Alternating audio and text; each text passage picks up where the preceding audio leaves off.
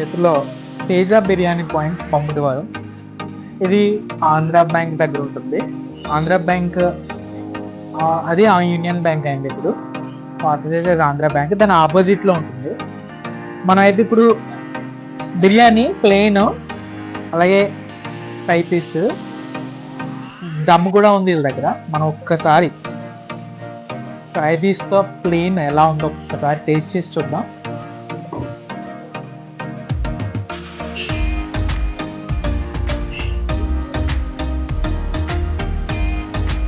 చాలా అయితే చాలా బాగుంది.